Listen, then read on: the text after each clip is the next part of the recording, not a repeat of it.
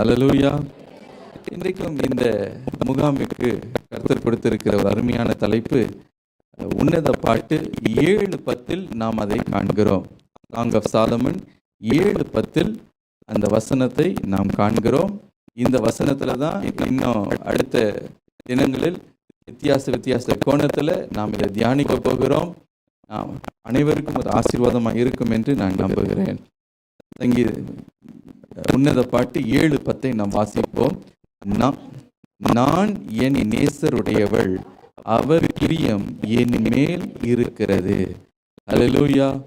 இங்க நாம் வாசிக்கிறோம், நான் என் நேசருடையவள். நீங்க யார் அப்படின்னு கேட்டா இன்னைக்கு நீங்க சொல்லணும், நான் என் நேசருடையவள். இந்த வார்த்தை மணவாட்டியினுடைய இருதயத்திலிருந்து மணவாளனை நோக்கி வருகிற ஒரு அருமையான ஒரு வார்த்தை.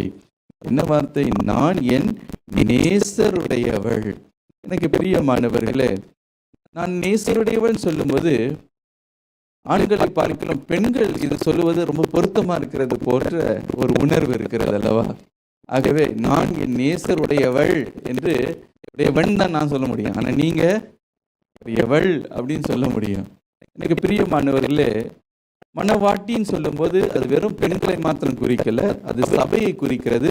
ஆண்களையும் பெண்களையும் இணைத்து ஒன்றிணைத்து குறிக்கிற ஒரு காரியமாக இருக்கிறது. ஆனாலும் நம்முடைய மணவாளன் யாரா இருக்கிறார்? இயேசு கிறிஸ்துவா இருக்கிறார். ஆகவே ஆண்களையும் பெண்களையும் சேர்த்து தான் இது சொல்லுகிற ஒரு காரியம். அதே நேரத்தில் நீங்கள் பெண்களாக இருக்கிறவர்கள் நீங்க இன்னும் மகிழ்ச்சியோட சொல்லலாம், நான் என் நேசருடையவள் அப்படின்னு நீங்க மகிழ்ச்சியாக நீங்க சொல்ல முடியும்.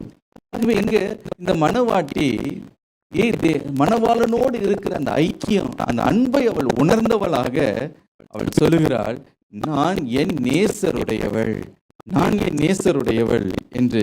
ஆம் பிரியமானவர்களே, அதே போல மணவாளனும் மணவாட்டியை பார்த்து சொல்லுகிற காரியம் என்னவென்றால், ஏசாயா 43:1 அவர் சொல்லுகிறார், உன்னை நான் பேர் சொல்லி அழைத்தேன், நீ என்னுடையவன் அல்லது என்னுடையவள் என்று அவரும் சொல்லுகிறதை பார்க்கிறோம். ஆகவே நீங்கள் சொல்ல முடியும், என் நேசருடையவள் அப்படின்னு சொல்ல முடியும்.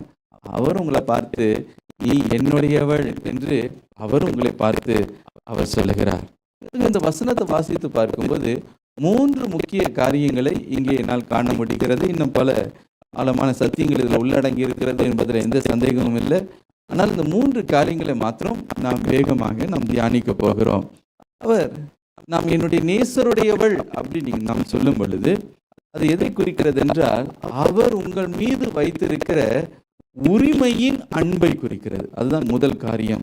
உரிமையாய் உங்கள் மீது அவர் நமது மகிழ்ச்சியை அவர் காண்பிக்கிறார். முதலாவது அவருடைய உரிமையின் மகிழ்ச்சி.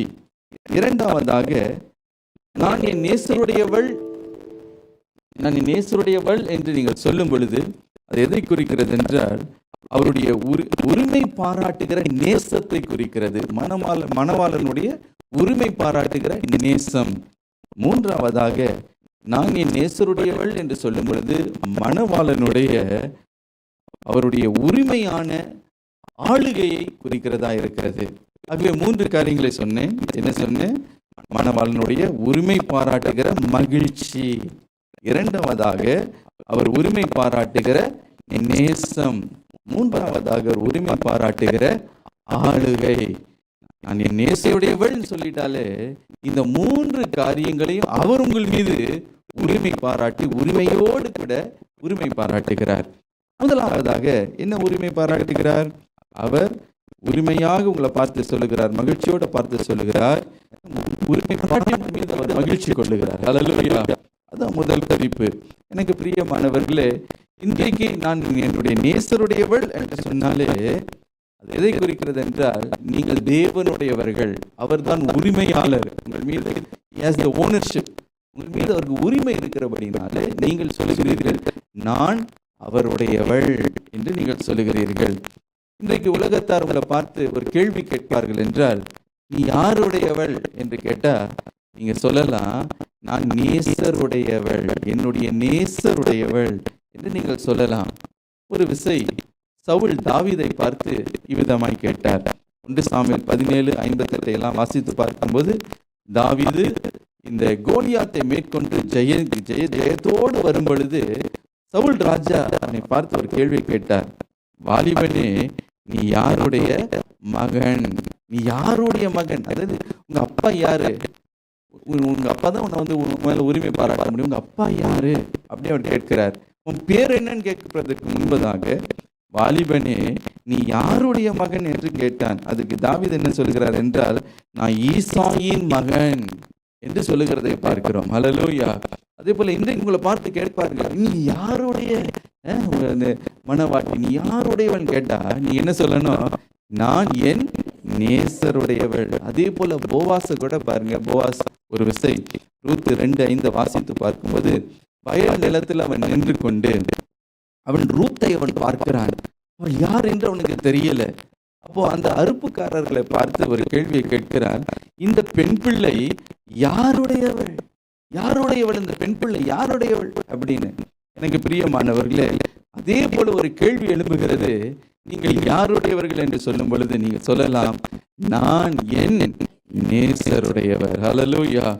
ஆகவே மகிழ்ச்சியோடு கூட தேவன் உங்களை பார்க்கும்போது, உரிமையோடு கூட ஒரு ஓனர்ஷிப்போடு ஓனிங்க அவங்களை பார்த்து அவர் என்ன சொல்லுவார்?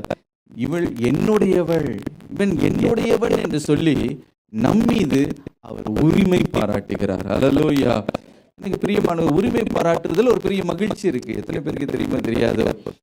இது வாடகைக்கு ஒரு பொருளை வச்சிருக்கிறது உடைய அது மகிழ்ச்சி தராது. ஆனா அது உங்களுடையதா மாறும்போது நீங்க தைரியமா சொல்லுவீங்க, இது என்னது, இது என்னுடையது அப்படின்னு நீங்க சொல்ல முடியும். அதே போல கர்த்தர் உங்களை பார்த்து ஏதோ வந்துட்டு போற யாரோ அப்படின்னு இல்லை, பார்க்கும்போது நீ என்னுடையவள் சொல்ல முடியும். அந்த உரிமை நீங்களும் சொல்ல முடியும், நான் அவருடையவள் என்று உங்களால சொல்ல முடியும். சொல்லுவாங்க, இந்த வீடு வந்து நாங்க வாங்கியிருக்கோம், எங்களுடைய வீடு. சில பிள்ளைங்க சொல்ல, எங்க அப்பா, எங்க அம்மா, எங்க டாடி அப்படின்னு. அது என்னன்னா அந்த உரிமையில வர ஒரு மகிழ்ச்சி. வந்து என்னுடைய பிள்ளைகள், என்னுடைய மனைவி. இந்த ஊருக்கெல்லாம் பார்த்தீங்கன்னா நிறைய நிலத்தெல்லாம் அப்படி காண்பிச்சு, இந்த இத்தனை ஏக்கர் நிறைந்த இடம்லாம் இருக்குல்லங்க, அதெல்லாம் வந்து நமது தாங்க ஐயா, நமது தான் அப்படின்வாங்க. அப்படின்னா நமது தான் அப்படின்னா என்ன அர்த்தம்? என்னது அப்படி நம்மளுதுன்னு ஒண்ணு மாறிடுச்சுன்னா அதுல ஒரு மகிழ்ச்சி இருக்கிறது. ஹல்லேலூயா. இன்றைக்கு உங்கள் மீது கை கூர்ந்து, நீ என்னுடையவள், நீ என்னுடையவள் என்று அவர் உரிமை பாராட்டுகிறார். ஹல்லேலூயா. ஆகவே உரிமையோடு உங்களை பார்த்து சொல்லுகிறார், நீ என்னுடைய. ஆகவேதான் லேவியராகமம் 20:26 அவர் என்ன சொல்லுகிறார்? நீங்கள் என்னுடையவர்களாய் இருக்கும்படிக்கு உங்களை மற்ற ஜனங்களை விட்டு பிரித்தெடுத்தேன். ஹல்லேலூயா. நான் பிரித்தெடுத்தது எதுக்குன்னா, நீங்கள் ஏதோ நீங்க எத்தனையோ தேவதை கும்பிட்டு எனக்கு ஒரு சல்யூட் அடிக்கிறதுக்கு அல்ல. நிறைய பேர் என்ன பண்ணுவாங்க, எல்லா இடத்துலயும் போயிட்டு வருவாங்க. அவங்க வந்து காமன், அவங்க யாருக்குமே சொந்தமானவர்கள் அல்ல. ஆனா ஆண்டவரை மாத்திரம் பற்றி கொண்டு, ஆண்டவரே நான் உம்முடையவள் அப்படின்னு சொல்லும்போது அவர் உங்கள் மேல மகிழ்கிறார், ஒரு உரிமையை கொண்டாடுகிறார், மாத்திரமல்ல பொறுப்படுகிறார். நீ என்னுடையவள், நான் பொறுப்படுகிறேன் என்று 1 கொரிந்தியர் 6:19-20 வாசித்து பார்த்தீர்கள் என்றால் அவர் என்ன சொல்கிறார் என்றால், நீங்கள் விலை கிரயத்திற்கு வாங்கப்பட்டிருக்கிறீர்கள், நீங்கள் உங்களுடையவர்கள் அல்ல. அப்ப யாருடையவர்கள்? நான் என் நேசருடையவள். ஹல்லேலூயா. நேசருடையவள். ஆகிய உங்க மேல அவருக்கு எல்லா உரிமையும் இருக்கு. அந்த உரிமை மாத்த, அந்த உரிமை நிமித்தம் உங்களை பார்த்தவர் மகிழ்கிறார். ஒரு பெரிய மகிழ்ச்சி. என்னுடையவள், ஏன் மக, ஏன் அப்படின்னு நம்மளை பார்த்து உரிமை பாராட்டுகிற ஒரு அன்பு. ஒரு விஷயம் பாருங்க, ஒரு தாயார் அவங்களுக்கு அவங்களுடைய மகன் பெரிய இடத்துல ஒரு இடத்துல டெப்டி கமிஷனரா அவர் ஆயிட்டார். ஆகவே அந்த அம்மாவுக்கு ரொம்ப மகிழ்ச்சி, ஏன் மகன் இவ்வளோ பெரிய நிலைமையில வந்துட்டானே அப்படின்னு. யாரை பார்த்தாலும் சரி, எங்க போய் பேசினாலும் சரி, என் மகன் இந்த டெப்டி கமிஷனர் இருக்கான்ல அப்படின்னு சொல்லுவாங்க. இந்த ஒரு 4 வாரத்துக்கு ஒரு தடவை என் மகன் இருக்கான்ல, இந்த டெப்டி கமிஷனர் இருக்கான்ல அப்படின்னு டக்குன்னு சொல்லிக்கிட்டே இருப்பாங்க. அது என்னன்னா, டெப்டி கமிஷனர் இருக்கிறார், அது ஒரு பக்கம் சந்தோஷம். ஆனா என் மகன், அது அந்த உரிமை, அந்த உரிமையில உங்களுக்கு ஒரு சந்தோஷம். எனக்கு பிரியமானவர்களை, உங்க மேல அவ்வளவு உரிமை வைத்திருக்கிறதுனால, அவர் உங்க மேல அன்பு பாராட்டுகிறதுனால, அவர் உங்களை பார்த்து மகிழ்கிறதுனால, நாம் ஒரு காரியத்தை செய்யணும், அவரை ஒரு காலமும் நம்ம அவரை துக்கப்படுத்தக்கூடாது. ஹல்லேலூயா. அவரை நம்ம துக்கப்படுத்தவே சில நேரத்தில் நம்ம சில காரியத்திலிருந்து முறுமுறுக்கிறோம், நேரத்தில் அவர் மேல் நமக்கு எரிச்சல் உண்டாகுகிறது. அவரை நம்ம எந்த விதத்திலும் அவரை நாம் துக்கப்படுத்தவே கூடாது. ஏனென்றால் உங்களில் அவர் மகிழ்கிறார் என்பதை மறந்து போகக்கூடாது. செப்பனியா 3:17 என்ன வாசிக்கிறோம்? உன் தேவனாகிய கர்த்தர் உன் நடுவில் இருக்கிறார், அவர் உன் பேரில் கம்பீரமாய் களி கூறுவார். உன் பேரில் கம்பீரமாய் களி கூறுகிறார். ஏன் களி கூறுகிறார் என்றால், நீ என்னுடையவள். அந்த உரிமை, நான் உரிமை பாராட்டுகிறதுனால அவர் களி கூறுகிறாராம். ஏசாயா 62:5 நாம் வாசிக்கிறோம், மணவாளன் மணவாட்டியின் மேல் மகிழ்ச்சியாய் இருக்கிறது போல உன் தேவன் உன்மேல் மகிழ்ச்சியாய் இருப்பார். ஆகவே முதல் குறிப்பு என்ன? உங்க மேல மகிழ்ச்சியா இருக்கிறார்.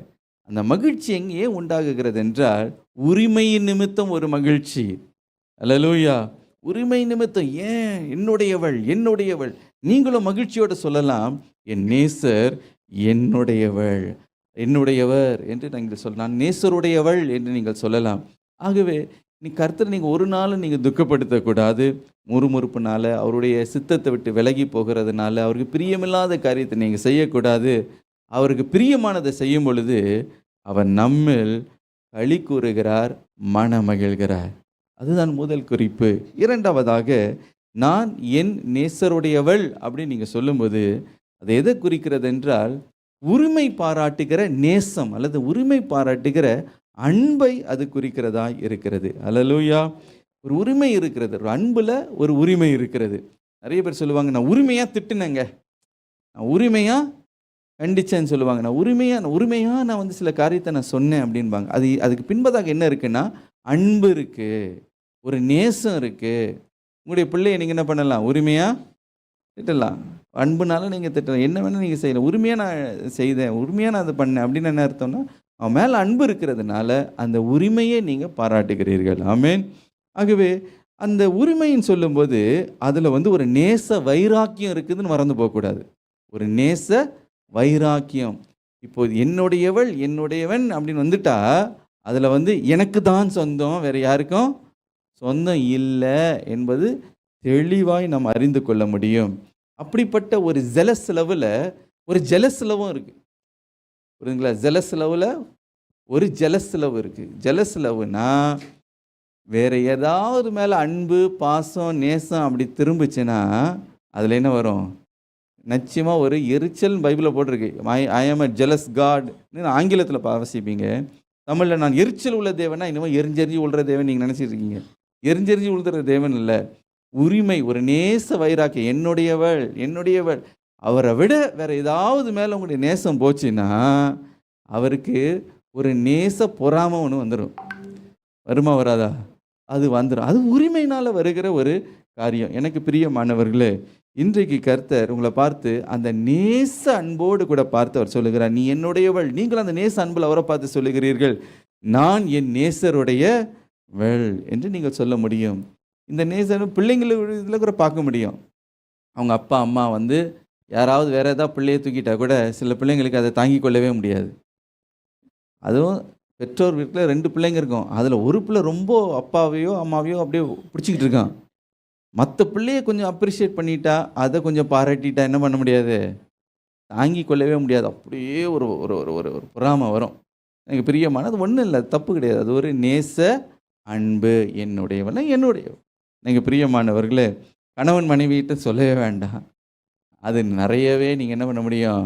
பார்க்க முடியும். அதில் வந்து கேள்வியே கிடையாது. இப்போ உதாரணத்துக்கு ஒரு கணவன் வந்து ஒரு மனைவி மேலே எப்பவுமே என்ன பண்ணுவாங்க? ஒரு உரிமை, ஒரு நேச, ஒரு வைராக்கியம் இருக்கும். என்னுடையவள் எனக்கு தான் அப்படின்ற ஒரு இருக்கும். அதில் வந்து ஒரு பொறாமை வரதான் செய்யும். அதே மாதிரி மனைவிக்கும் ஒரு பொறாமை வரதான் செய்யும். உதாரணத்துக்கு ஒரு வேறு ஏதோ ஒரு ஆணை பார்த்து, இல்லை ஒரு ஒரு பெண் வந்து இன்னொரு ஆளை பார்த்து அவன் முகத்தையே பார்த்துக்கிட்டு அவங்ககிட்டயே இழின்னு பேசிக்கிட்டு இருந்தா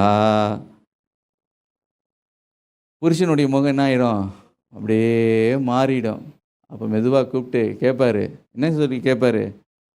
நான் உனக்கு நல்லா தெரியலையா? நான் நல்லா உனக்கு தெரியலையா? இன்னும் அங்கேயே பார்த்துக்கிட்டு இருக்க, இன்னும் அங்கேயே பேசிக்கிட்டு இருக்கிற அப்படின்னு கேட்பாங்களா? கேட்க மாட்டாங்க. வரும். அது நேச்சுரல். கேட்கக்கூடாதுன்னு சொல்லக்கூடாது, வரும். அதே போல் ஒரு கணவர் இருக்கார், அவங்க மனைவி இருக்காங்க, இல்லை மனைவி தூரத்துல இருந்து அப்படியே டார்கெட் பண்ணி பார்க்குறாங்கன்னு வச்சுப்போமே. சில பேர் அப்படியே அந்த ஸ்கோப்பில் பார்க்குற மாதிரி பார்ப்பாங்க அப்படியே. அவங்க எல்லா இடத்துலையும் இங்கே பேசுகிற மாதிரி இருந்தாலும், கணவன் எங்கே இருக்காங்களோ இந்த இடத்துல ஒரு கை அப்படியே ஒரு கண்ணு தனியாக அங்கே போய் காக்கா கண்ணு மாதிரி பார்ப்பாங்க. அப்படி ஒரு எய்ம் பண்ணி பார்ப்பாங்க. அங்கே யாராவது ஒருத்தங்க கொஞ்சம் பல்ல காட்டி பேசிட்டா, வீட்டுக்கு வரும்போது என்ன இருக்கும்னா அக்கினியும் கந்தகமும் இருக்குமா இருக்காதா? அக்கினி கந்தகம். நிறைய பேர் சிரிக்கிறத பார்த்தா நிறைய அக்கினி கந்தகமாக இருந்தீங்களோ? அக்கினி கந்தகம் தான். உடனே சொல்லுவீங்க, என்ன பார்த்து பயம் பேசிக்கிட்டே இருக்கீங்க, அவன் ஈன்னு பல்ல காட்டினீங்க வலிஞ்சிக்கிட்டே இருக்கீங்க அப்படின்னு. இந்த மாதிரி கண்டிப்பாக வீட்டில் வந்து அது ஒன்றும் இல்லை, அது வந்து நேச வைராக்கியம்.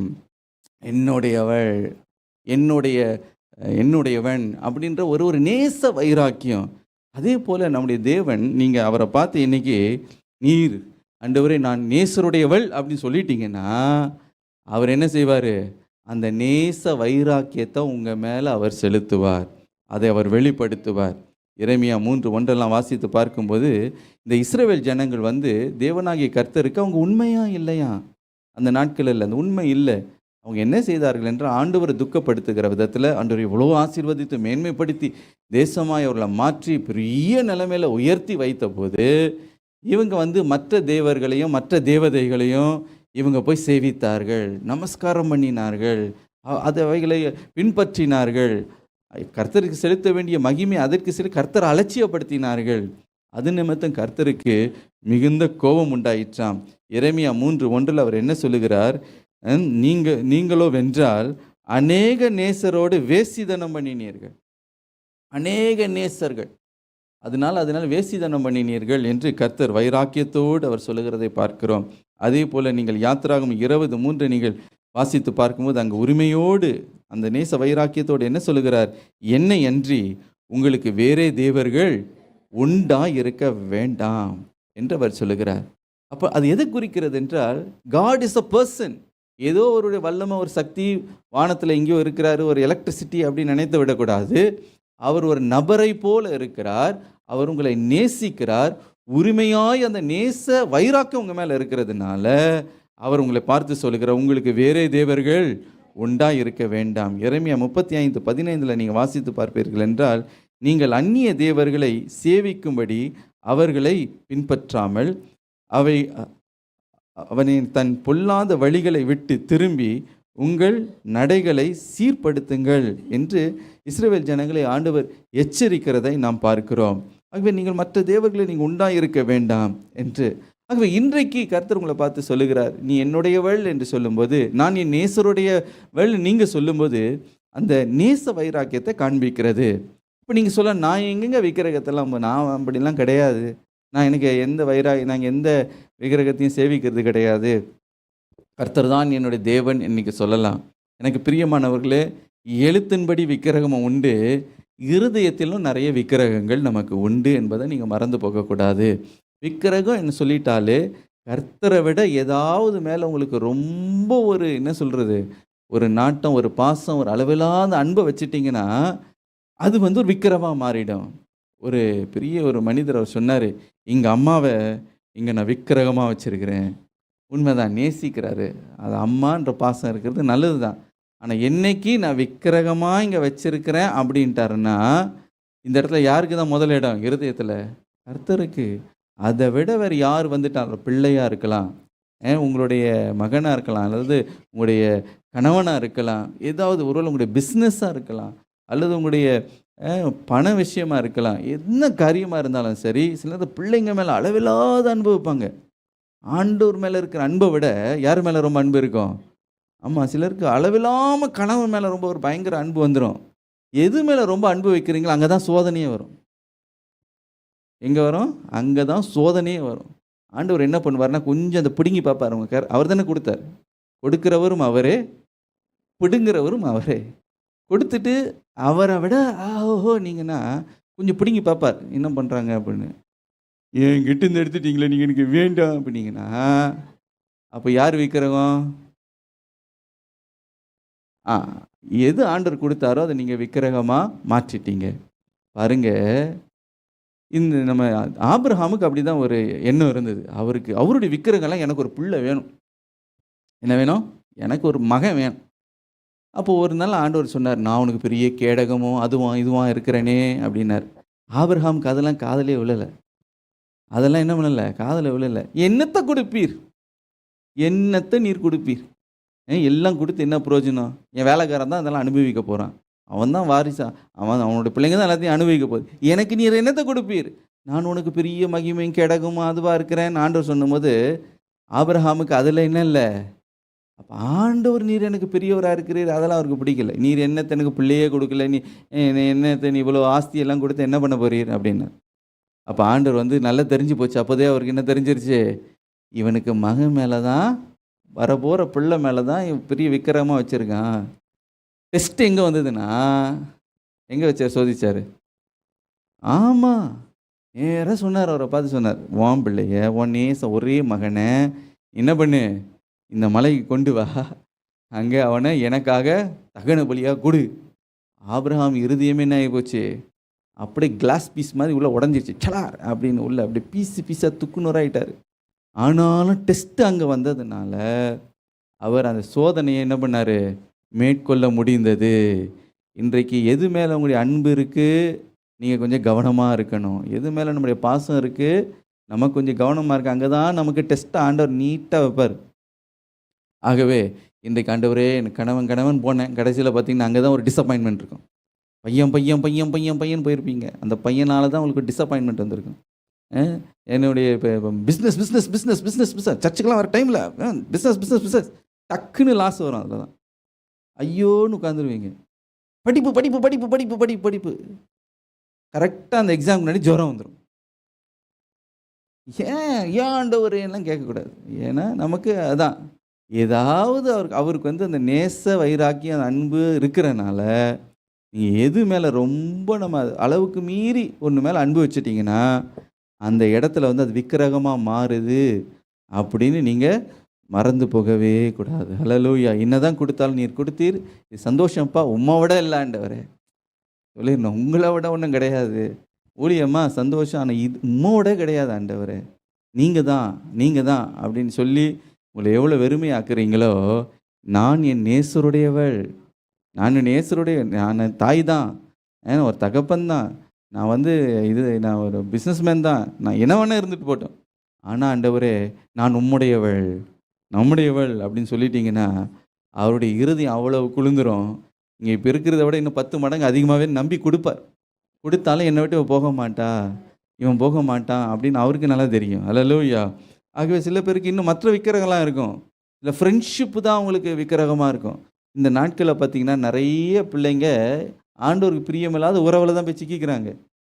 அது ரொம்ப ஆச்சரியமாக இருக்குது. நல்லா வைராக்கியமாக இருந்த பிள்ளைகள்லாம் பார்த்திங்கன்னா அவங்க போய் பார்த்திங்கன்னா இந்து பையனை போய் பிடிச்சிட்டு வரோம், இல்லை இந்து பொண்ணை போய் பிடிச்சிட்டு வரோம்.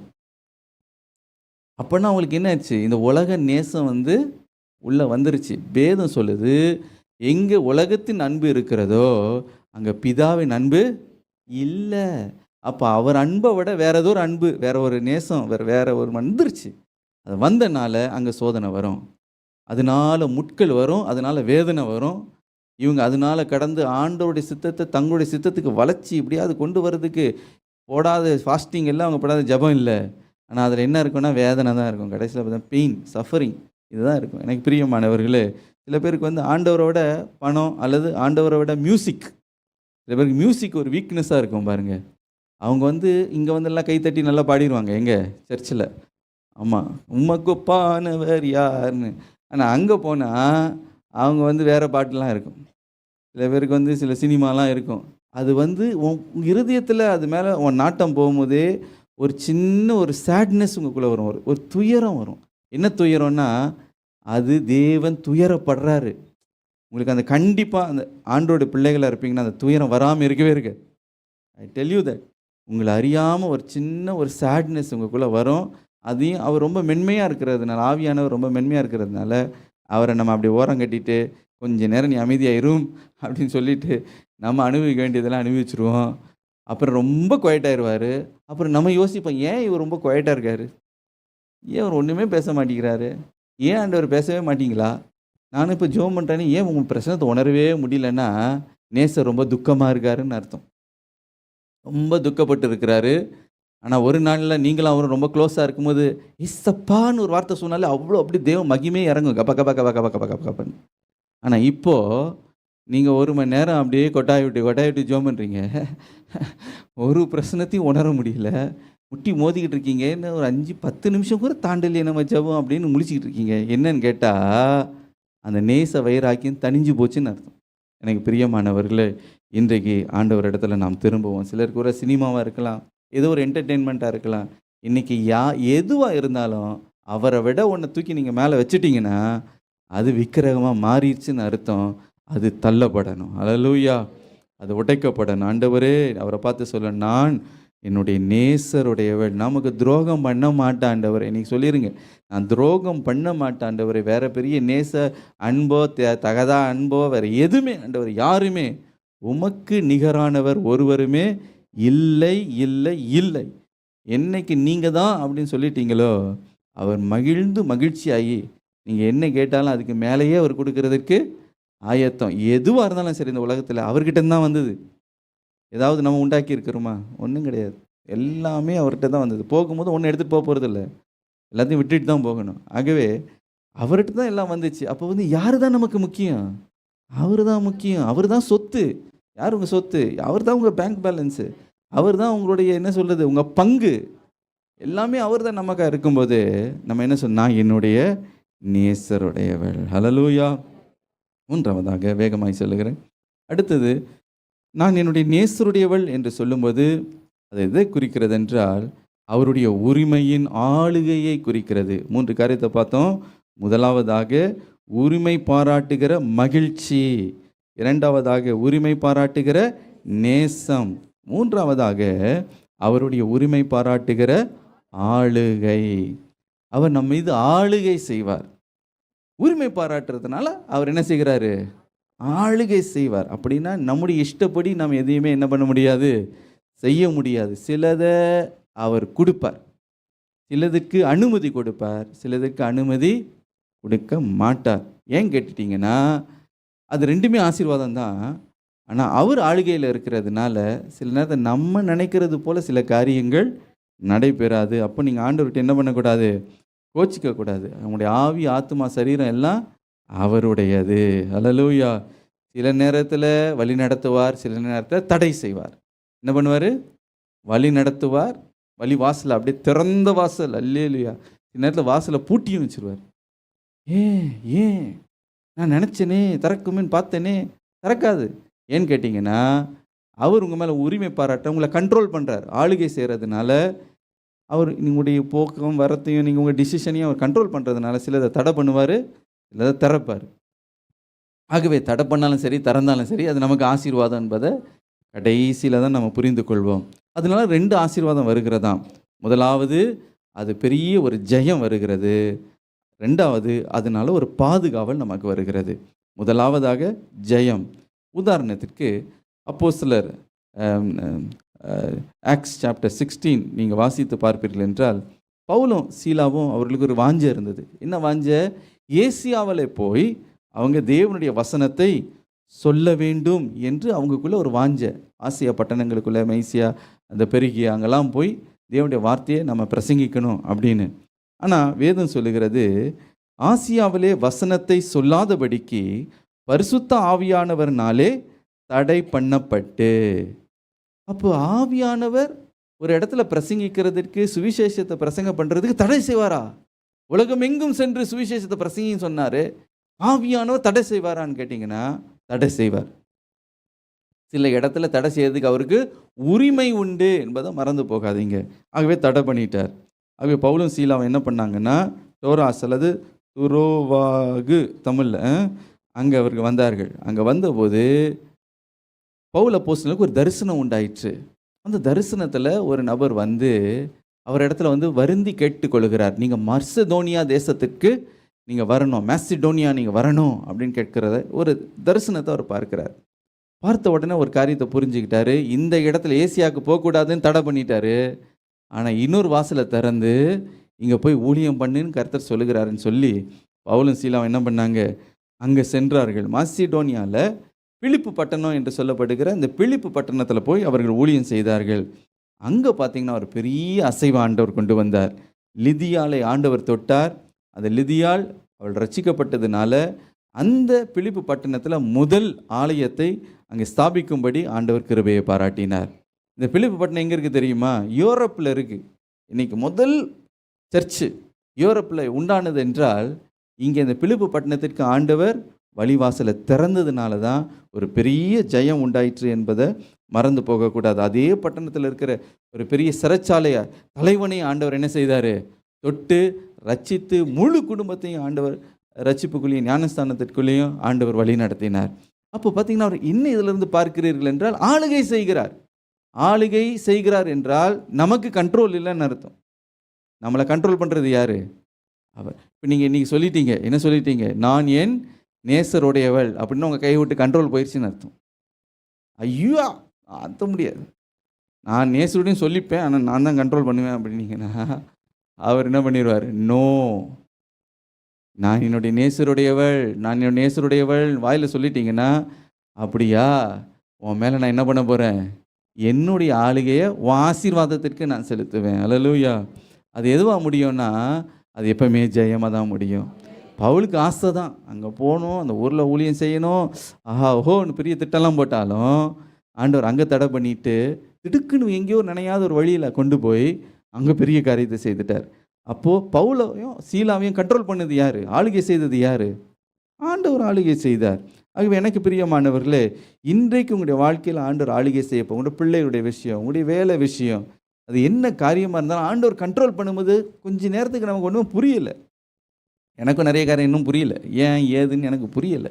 ஆனால் ஒரு காரியம் தெரியும், அவர் கண்ட்ரோல் பண்ணிக்கிட்டு இருக்கிறார். அல்லேலூயா. எல்லாவற்றையும் அவர் என்ன செய்வார்? நேர்த்தியாக செய்து அவர் சித்தத்தை அவர் நிறைவேற்றுவார். இல்லது வேதனையாக கூட இருக்கும், ஆனால் என்ன நமக்கு புரியாது. ஆனால் அவர் கண்ட்ரோல் பண்ணி கொண்டு இருக்கிறார், அவர் ஆளுகை செய்து கொண்டு இருக்கிறார் என்ற விசுவாசம் நமக்குள்ளே இருக்கும். மாத்திரமல்ல, அவர் ஆளுகை செய்கிறார் அப்படின்னு சொல்லிட்டா அதில் ஒரு பாதுகாவல் இருக்கிறது. அந்த நேசத்தில் ஒரு பாதுகாவல் இருக்கிறது. மத்தேயு 3:17 நீங்கள் வாசித்து பார்க்கும்போது பிதாவாகிய தேவன் தம்முடைய குமாரனை பார்த்து என்ன சொன்னார்? இவர் என்னுடைய நேசகுமாரர். இயேசு பூமிக்குள்ளே பிரவேசிக்கிறதுக்கு முன்பதாகவே நேசகுமாரர் தான், பிரவேசித்த பிறகும் நேசகுமார் தான். ஆகவே அவர் எப்பவுமே அவருக்கு நேசம் உள்ளவராக இருந்தபடியினால பிதாவாகிய தேவன் தன்னுடைய நேசகுமாரனை அவர் பாதுகாத்தாரா இல்லையா? பாதுகாத்தார். பாருங்க, அவர் பிள்ளையாக இருந்தபோது மத்திய 2ஆம் அதிகாரத்தை வாசித்து பார்க்கும்போது ஏரோது பிள்ளை ஆண்டானாகிய இயேசுவை கொலை செய்ய அவன் தீர்மானித்த போது ஆண்டவர் ஒரு தேவதூதன் மூலமாக யோசேப்புக்கு எச்சரித்து, நீ எழுந்து உன் பிள்ளையையும் அந்த பிள்ளையையும் தாயையும் கூட்டிக் கொண்டு எகிப்துக்கு ஓடி போய ஏரோது பிள்ளையை கொலை செய்ய தேடுவான். எனக்கு பிரியமானவர்களே, அப்போ ஆண்டவர் நேசகுமாரன்னு சொல்லிட்டாலே அவர் என்ன செய்கிறார்? பாதுகாக்கிறார். அந்த அவருடைய திட்டம், அவருடைய தீர்மானம் நிறைவேறணும் என்பதற்காக அங்கே அவர் பாதுகாக்கிறத நாம் பார்க்கிறோம். இன்றைக்கும் நீங்கள் நான் என் நேசருடையவள் அப்படின்ட்டிங்கன்னா ஒரு பக்கம் ஜெயத்தை ஆண்டவர் கொடுப்பார். கண்ட்ரோல் பண்ணி என்ன பண்ணுறாரு? ஆளுகை செய்து ஜெயத்தை கொடுப்பார். அடுத்த பக்கத்தில் நம்மை பாதுகாக்கவும் அவர் வல்லமை உள்ளவராக இருக்கிறார். அல்லேலூயா. அதே போல் நான் என் நேசருடையவள் அப்படின்னீங்கன்னா உங்களை பாதுகாக்கிறது யாருடைய பொறுப்பு? அவருடைய பொறுப்பு. அப்போஸ்தலனாகிய பவுலுடைய உதாரணமாக நான் சொல்லுகிறேன். நீங்கள் மத்தேயு 18:10 வாசித்து பார்க்கும்போது அவர் கொரிந்து பட்டணத்தில் இருக்கும்போது ஒரு பயங்கர எதிர்ப்பு, சரியான எதிர்ப்பு. இங்கே ஊழியமே செய்ய முடியாது, இனிமேல் இங்கே மௌனமாக இருந்துக்கலாம், வாயை முடிக்கலாம், இங்கே ஊழியமே செய்ய வேண்டாம் அப்படின்னு ஒரு திட்டத்தில் இருக்கார். அப்படி இருக்கும்போது இயேசு என்ன சொன்னார் பாருங்கள் அவரை பார்த்து? நான் உன்னோடு கூட இருக்கிறேன், உனக்கு தீங்கு செய்யும்படி ஒருவரும் உன்மேல் கை போடுவதில்லை என்று கர்த்தர். அநேகர் இந்த பட்டணத்தில் எனக்கு இருக்கிறார்கள். ஆகவே எனக்கு பிரியமானவர்களே, பவுல் அப்போஸ்தலன் பயந்தார், என்ன நடக்குமோ ஏது நடக்குமோ, இங்கே நம்ம இது செய்ய வேண்டாம். ஆனால் ஆண்டவர் ஆளுகை செய்கிறார்.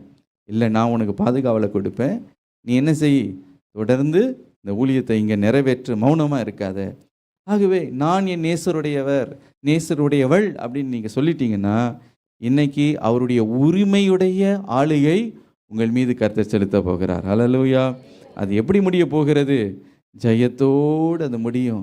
அது முதல்ல நமக்கு ஒன்றுமே புரியாது, கடைசியில் தான் தெரியும். ஓஹோ, இதெல்லாம் வா, இதனால தானா அப்படி என்பதை நம்ம அறிந்து கொள்வோம். மாத்திரமல்ல, நமக்கு எதை அவர் செய்கிறாரு? நம்மை பாதுகாக்கிறவருமாய் இருக்கிறார். ஆகவே இன்றைக்கு நீங்கள் உரிமையாக நீங்கள் சொல்ல போகிறீங்க. என்ன சொல்ல போகிறீங்க? நான் என் நேசருடையவள். அப்படி நீங்கள் சொல்லிட்டாலே 3 காரியம் உங்கள் வாழ்க்கையில் ஆண்டவர் உரிமையாக செய்ய போகிறார். முதல்ல என்ன செய்ய போகிறாரு? உரிமையாய் உங்களை பார்த்து மகிழுவார். 2வதாக உரிமையாய் உங்களை பார்த்து தமது நேசத்தை காண்பிப்பார். 3வதாக உரிமையாய் உங்களை ஆளுகை செய்ய போகிறார். அப்படி எழும்பி நிற்போமா ஆண்டவருடைய பிரசன்னத்தில்? ஹல்லேலூயா.